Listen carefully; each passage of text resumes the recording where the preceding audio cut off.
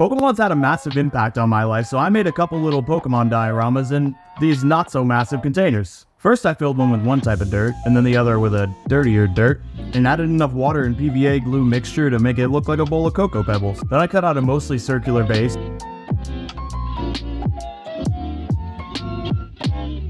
and cut that in half so I had two. I used a rotary tool to carve out the pond area. I probably could have just used a hobby knife like I end up doing later, but the rotary tool's more fun.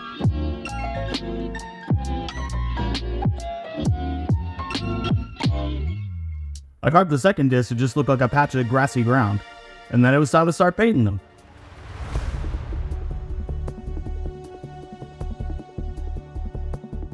Pokemon was the first game I had that was just mine. I'd played other games before, but I always had to share them with other people in the house. I still remember getting my first Pokemon game to this day. I'd been begging my mom for weeks to give me this game I'd heard about on TV, and then one day, I came home from school, she handed me a package, and of course I tore it open immediately. And inside was Pokemon Red version. I instantly popped the cartridge into my atomic purple Game Boy Color and began my journey into the world of Pokemon.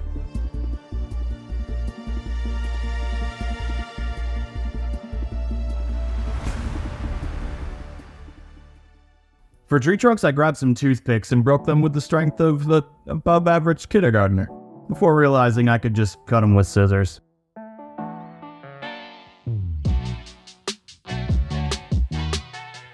I figured the quickest way to paint these would just be to roll them in brown paint. Could I have found a better, cleaner way to do this? No, absolutely not. This was the only way. Then I decided to randomly dry brush some of them with light brown and dabs of green. And for some foliage, I used PVA glue and a mixed clump of various green flockings. At first I just dipped the toothpick in the glue and rolled it in the flocking like an ice cream cone topping. Then I figured it'd just be easier to get my hands dirty, so I mixed the glue and the flocking into big clumps and just stuck those on the toothpicks.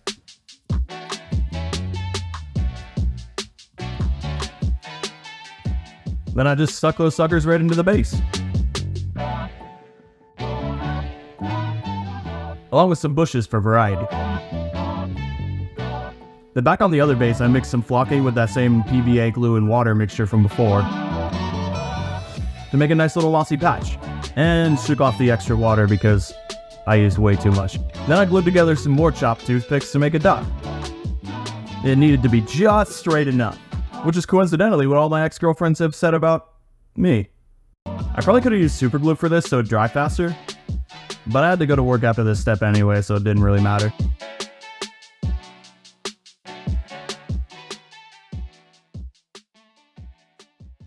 And once I got back from work and it had dried, I added the resin for the pot.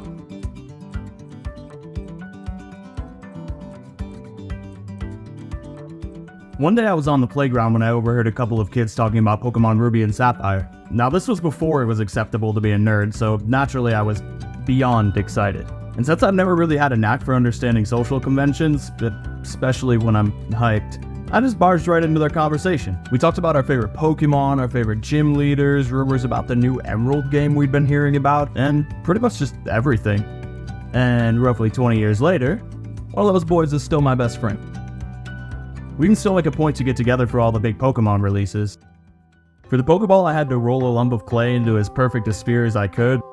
I refuse to admit how long that took me. If anyone has any tips to make perfect spheres out of clay, please, I beg you, I need help. I put a line down the center with a toothpick. There was absolutely a better way to do this part too, but I certainly didn't have any better ideas. Then I used a ball stylus to make an indent while simultaneously squishing it out of that nice sphere shape I had just spent so long making.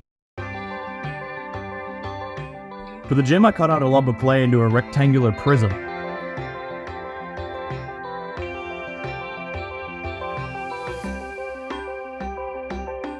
And used some of the scraps to sculpt the other parts.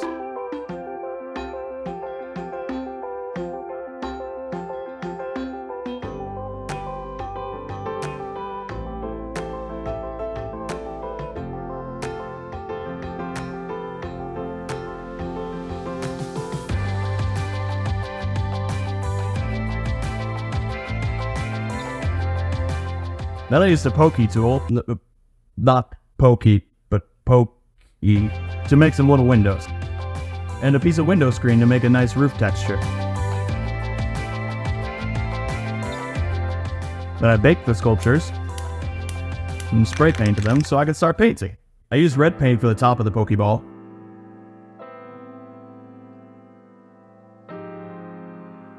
And a black paint pen for the line of the ball, which unfortunately didn't work as well as the other paint pens I had bought. I'm not really sure what I did wrong with this one, but it's also the one I had to use the most for this project, so that was kind of unlucky.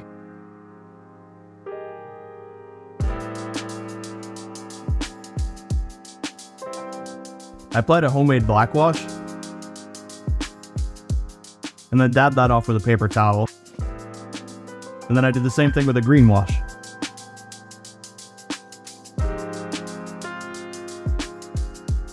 After that, I added some flocking to make it look like an abandoned Pokéball. I'll let you decide if there was still a Pokemon in there. For the gym, I mixed up a yellow-brownish color for the roof, and naturally a cerulean blue for the glass doors and windows.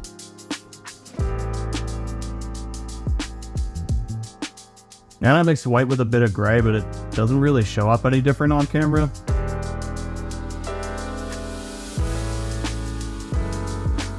As I mentioned before, I struggled pretty hard with the black paint marker, but luckily at some point it leaked a bunch of its paint on the paper, so I just used that instead. That kind of worked, minus my terrible handwriting, which is only made worse in miniature.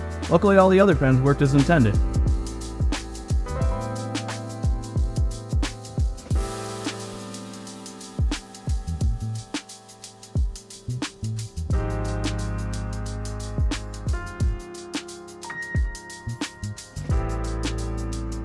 With that done, I glued the sculptures in their places.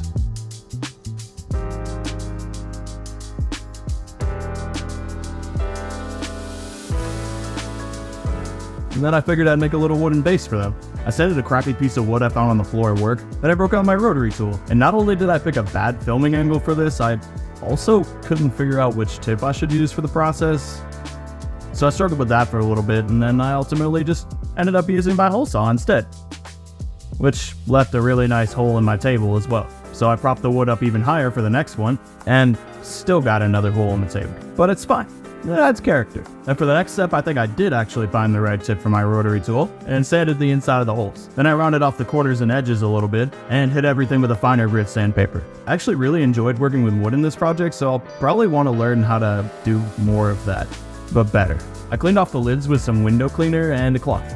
And then I struggled to get the lid on the gym diorama. But once I did, it was unbalanced. So I glued the rock to the bottom of the base, which actually worked pretty well. And then I got the Pokéball in place.